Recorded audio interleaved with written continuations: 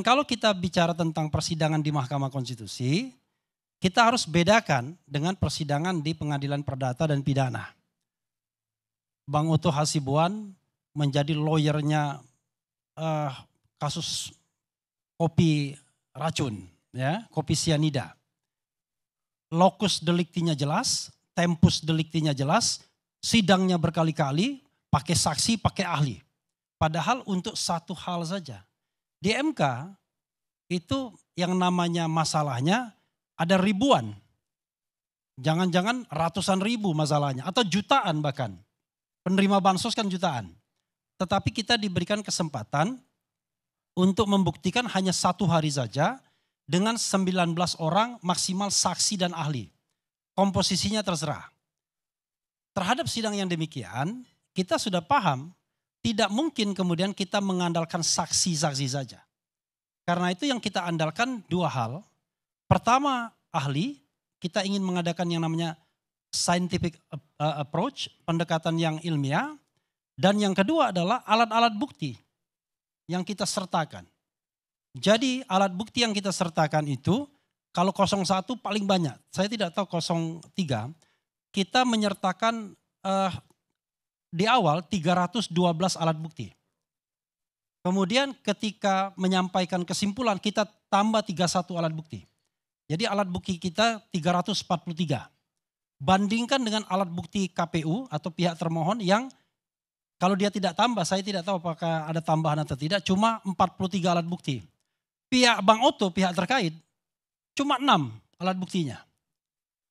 Jadi kalau kita misalnya vis-a-vis dihadapkan alat bukti, maka paling tidak hakim MK bisa membaca itu. Jadi tidak hanya yang tampak di persidangan, tapi apa yang diajukan di dalam dokumen permohonan plus alat buktinya itu. Kalau mau membahagiakan Pak Oto dan Bang Natalius, ternyata 50-50 juga.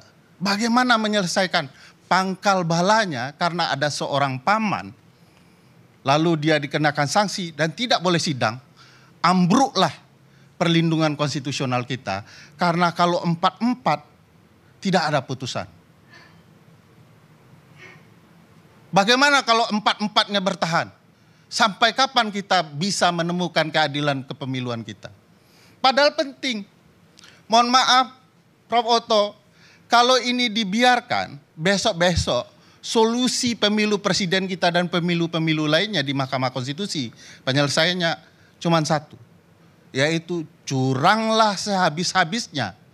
Karena itu akan sulit dibuktikan di MK dan MK akan melegokan kecurangan itu untuk Anda menang.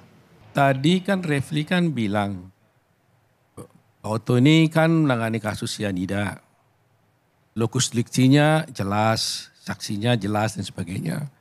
Bagaimana ini kan kasusnya MK seluruh Indonesia. Bagaimana kita punya waktu pendek bisa membuktikan itu semuanya. Dan itu tadi yang disampaikan. Nah, saya ingin menyampaikan bahwa justru itulah sebabnya Undang-Undang Pemilu mengatur bahwa yang dibawa ke MK itu hanyalah mengenai soal perselisihan suara. Jadi nggak mungkin Anda bisa mempersoalkan TSM dalam tempo waktu 14 hari. Ya memang saya maklumi. Itu sebabnya Anda tidak bisa membuktikan di pengadilan tentang bukti-bukti TSM. Coba, bagaimana Anda bersoal tentang ada satu kejadian lantas Anda bilang masif. Kalau masif itu kan seluruh Indonesia minimal setengah Indonesia. Satu peristiwa kejadian umpamanya, katakanlah ada yang benar umpamanya. Katakan umpamanya dong. Saya enggak bilang benar, tapi katakan ada satu. Bagaimana Anda bisa buktikan bahwa itu masif? Prof. Oto. Tunggu dulu. Ya. Saya nggak potong. Ya? Anda saya nggak potong. Ya, nanti saya kasih panjang lebar, nggak apa-apa. Saya minta poinnya aja. Ya poinnya. Karena waktu kita udah habis. Ya oke. Jadi itu poinnya gitu loh. Jadi nggak mungkin kan gitu. Jadi kalau Anda masuk ke arena TSM, kita bicara dulu lah. Oke, asumsinya seandainya Mahkamah Konstitusi mengatakan berwenang, nggak ada bukti yang Anda buktikan itu. Masifnya di mana? Ya kan? Terstrukturnya di mana? Sistematisnya gimana? Ingat, ini sengketa. Bukan pengujian undang-undang.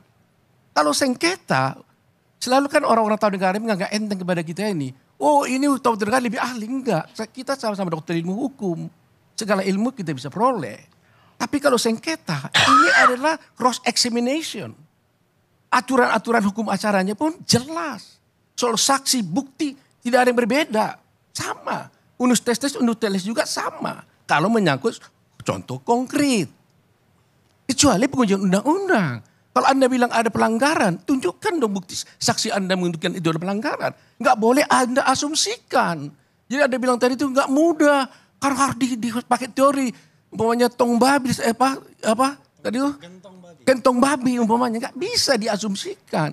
Itu dibuktikan gitu loh. Karena ini sengketa. Ya kan? Makanya berlaku asas actore incumbit probatio.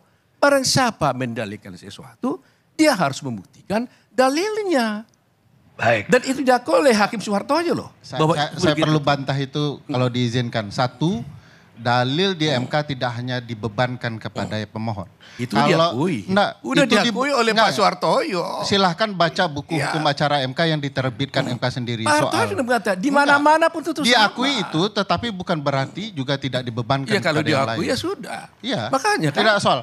Nah, saya mau mengatakan bukan meremehkan beliau-beliau yang mengkaji di luar non hukum tata negara. Saya meragukan logikanya tidak dipakai dengan benar di ruang itu karena membela sesuatu. Misalnya kalau pakai logika Prof yang cerdas di ice cold itu, bahwa ada rasionalitas soal jumlah air yang diminum dan yang tertinggal.